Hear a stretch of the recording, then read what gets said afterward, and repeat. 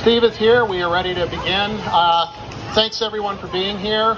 This is really a special occasion, and it's great to be here to recognize a milestone that has only been reached 14 times in the history of this country, and that's an amusement park celebrating its 125th anniversary. I would like to start off by thanking Ace Western Pennsylvania and the Western New York Coaster Club for including this presentation at the annual Flying High event. And for those of you who don't know me, I am Jim Futrell. Some of you might know me as the author of the book Images of America, Waldameer Park. There's a few copies available in the gift shop I noticed earlier today if you don't have one, so pick it up and I'll be happy to sign it for you. I also am historian for the International Association of Amusement Parks and Attractions and a director and historian for the National Amusement Park Historical Association, or NAPHA. Now, for those of you who don't know, NAPHA is an educational and an enthusiast organization dedicated to the appreciation and promotion of the history of the amusement park industry. And the key to that mission is commemorating amusement parks celebrating milestones and anniversaries, as Bill mentioned during lunch. Earlier this year, we had our annual event at Coney Island, where we celebrated the centennial of the Wonder Wheel, and also at Lake Compounce, which turned 175 this year. So there's something for Waldameer to strive for. But the reason I am here today is to welcome Waldameer to a very exclusive club. I've been researching the history of this industry for about 40 years now and have identified around 4,000 amusement parks that have operated in the country. And of those, only 14 have been able to celebrate their 125th anniversary. 10 of those are still in operation, and NAPHA has been able to recognize 8 of them during that milestone season.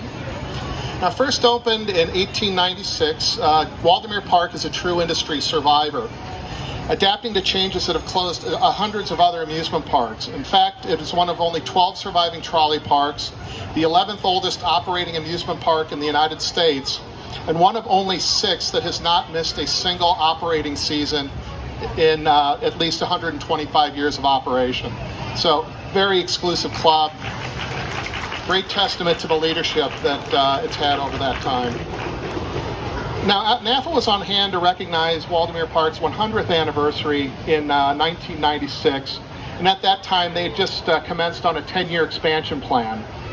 It had spent the previous decade building Waterworld into one of the largest water parks in Pennsylvania, and was now concentrating on building the ride side of the park, starting with the addition of the Thunder River log flume. Those of you who were enthusiasts back then might remember what a significant addition that was to the park at the time.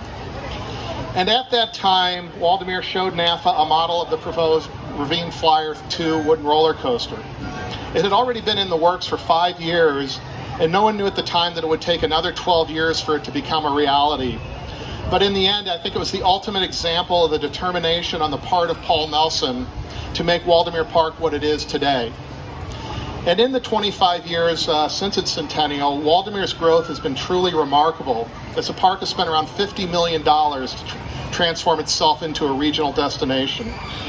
In 1996, it had 24 rides and attractions but just 1 roller coaster. Today there are 36, including 5 roller coasters. In that time, Waterworld has grown from roughly 10 attractions to 15. But what makes this transformation even more remarkable is that it has not been overseen by some investment banker-backed corporation running complex financial models. They probably would have said this would not have been possible.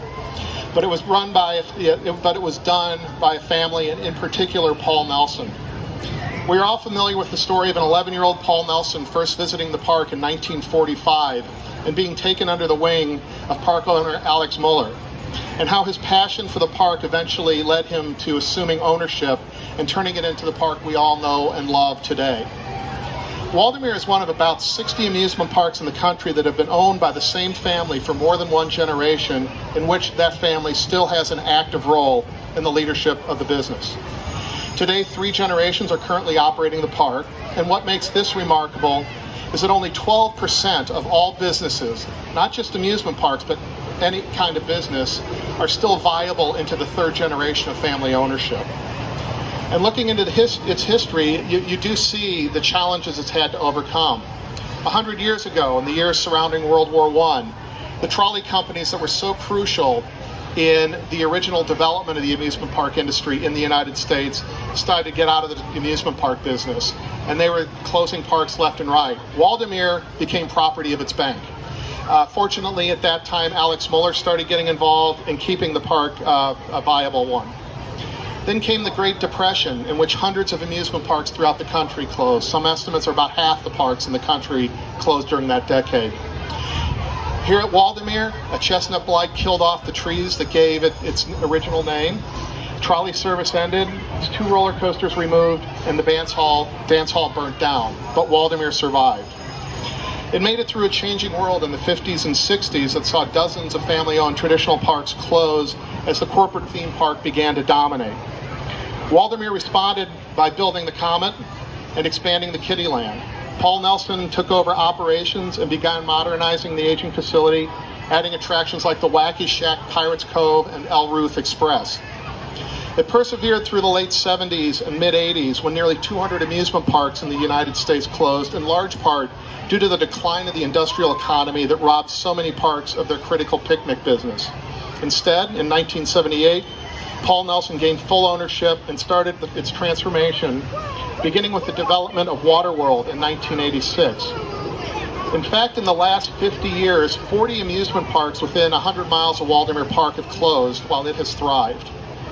Then through the 90s and 2000s, the rise of the investment banker ended many longtime family ownerships. Pennsylvania traditionally had one of the largest concentrations of family-owned amusement parks in the nation. At the turn of the century, 14 of the 19 amusement parks in Pennsylvania were family-owned. But due to closings, restructurings, and corporate buyouts, today there are just 4 family-owned and operated amusement parks remaining in Pennsylvania, including Waldameer. The remarkable story of Waldameer and Waterworld is one that is meant to be celebrated. As much as they have grown, Paul Nelson is in the midst of yet another 10-year growth plan. Its future as a family-owned and operated amusement park and community institution is bright, and NAPHA is thrilled to have this opportunity to celebrate today with Paul Nelson and his family.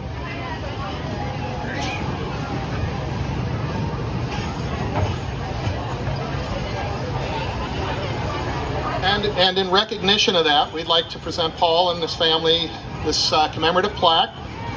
The National Amusement Park Historical Association congratulates Waldameer and Waterworld on becoming the 14th amusement park in the United States to celebrate its 125th anniversary, providing generations with fun and memories.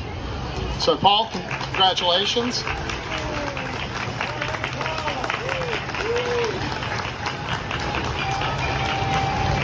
Very much.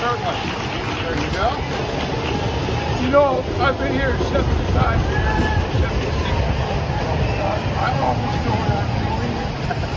The only trouble is I forget names now. So, hi. Figured the people in the back want to hear too. Our park is part of my life. I started working here at 11 years old as a dishwasher. The fellow that owned the park was a tough old German. He liked me, he liked my family. And he was taking me home and he said, hey, I came for the weekend and I stayed all summer. I got $300 for being a dishwasher for the whole summer. Overpaid, I think. I told him one thing though, if I was to come back, I needed to have an important job. One that was very necessary and that I was in charge of. He smiled and said, you'll get it. So I came and he picked me up, gave me a gold whistle and a gold key, and boy, I thought I had it made. So I said, what's this all about? He said, you know where my office is? Yes. And what's under my office? The ladies' room. That's it. You blow that whistle, I stamp on the floor, I know you're there, and then you go over to the men's room, and then you go to the ballroom, and you keep cleaning, and you do that every hour on the hour. Well, I have a good sense of humor. I thought that was pretty good. I asked for it, and I got it. So he's taking me home. He said, my gosh, he said, where did you learn?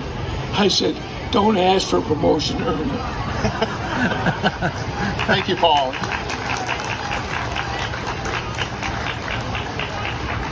And I think Bill Linkenheimer had a few things to words too.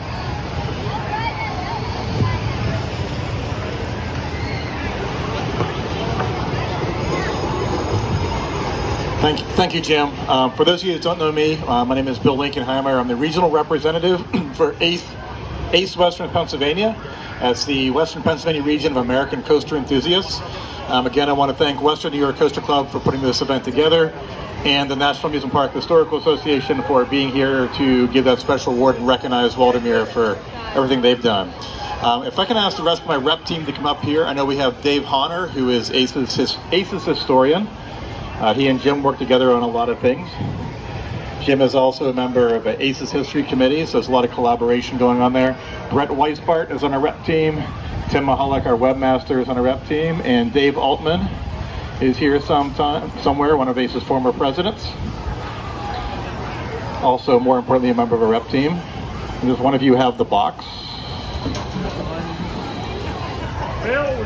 We have a box. We brought a box. This was given to you by Leanne.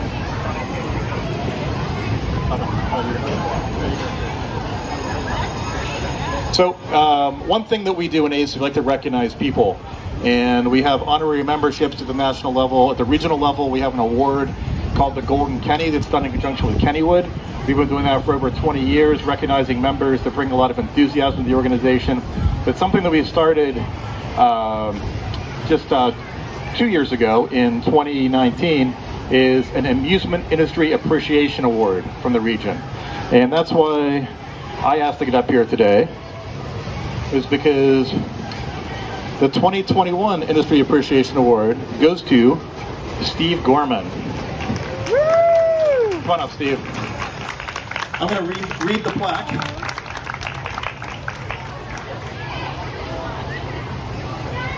That's yours. Steve's going to hold it. I'm going to read it. It says, ACE Western Pennsylvania recognizes Steve Gorman of Waldameer and Waterworld for his many efforts over the years in support of the region. Steve has a long history of treating ACE exceptionally well. He is a regular presenter at the annual off-season Coaster Bash event, where he is always entertaining, often relating humorous experiences at the park. I can think of a lot of animal stories. He speaks to the audience as if they were industry peers, often sharing insights and future plans. In addition, Steve is a gracious host when ACE visits Waldameer and always obliges requests to make an event special. Thanks to him, Waldameer hosted the region's first formal spring off-season visit to a park, providing an outstanding experience and lunch, all at no charge. For these and countless other efforts, we salute Steve for his friendship and enthusiasm to further the goals of ACE.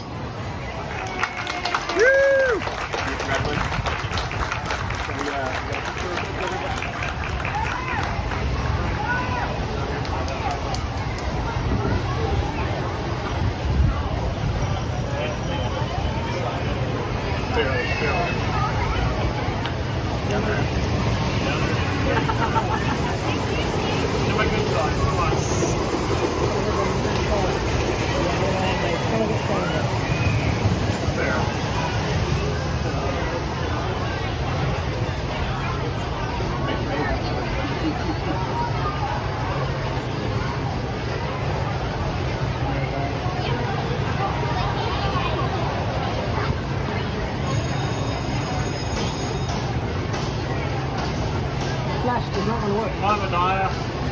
Wait for the train. Wait for the train. Okay, we should be good there. I got it. Steve, I'll give the microphone to you if you want to say anything. Thank you, Bill. I'm surprised, I'm honored, I'm humbled. So I think of your organization and Western New York Coaster Club as friends. So I wish all of you the best, and thank you so much for the award. Thanks, everybody.